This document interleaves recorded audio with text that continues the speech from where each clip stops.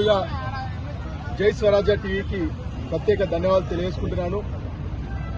మహాజన నేత గౌరవ శ్రీ మందాకి సమాధి అన్న గారి పోరాటం వలన నేడు సుప్రీంకోర్టులో 7 సభ్యులతో కూడిన రాజ్యాంగ ధర్మాసనం ఈరోజు ఎస్సీ వర్గీకరణకు అనుకూలంగా తీర్పు ఇవ్వడం జరిగింది. దానికి మొదటగా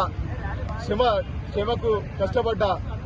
ఎంఆర్పీఎస్, ఎంఎస్పీ మరియు అనుబంధ సంఘాల పోరాటంలో ముందుగా ప్రాణత్యాగం చేసిన అమరవీరులకు ఎంఆర్పీఎస్ హన్మకొండ జిల్లా పక్షాన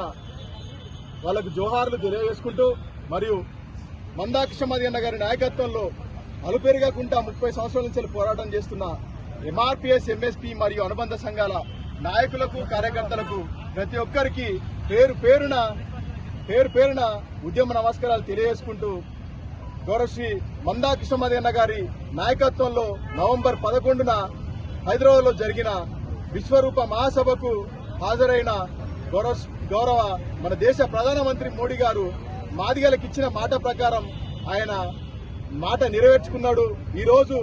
సుప్రీంకోర్టులో 7 జడ్జిలతో కూడిన ధర్మాసనం ఎస్సీ వర్గీకరణకు అనుకూలంగా రాష్ట్రాలకు అధికారం ఇవ్వాలని చెప్పి ఈరోజు తీర్పు ఇచ్చినందుకు సుప్రీంకోర్టు ప్రధాన న్యాయమూర్తులకు ఎంఆర్పీఎస్ పక్షాన ధన్యవాదాలు తెలియజేసుకుంటున్నాను. మాట నిలబెట్టుకొని మాదిగల పక్షాన నిలబడి మందాకి సమాధి అన్న గారికి అండగా ఉండి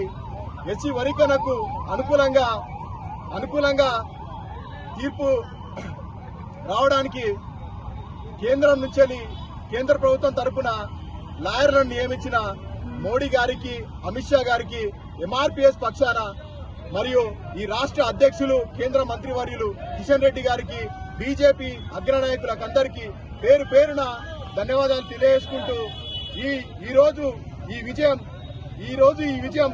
ఎంతో మంది శ్రమ, ఎంతో మంది త్యాగం, ఎంతో మంది ప్రాణత్యాగం అందరికీ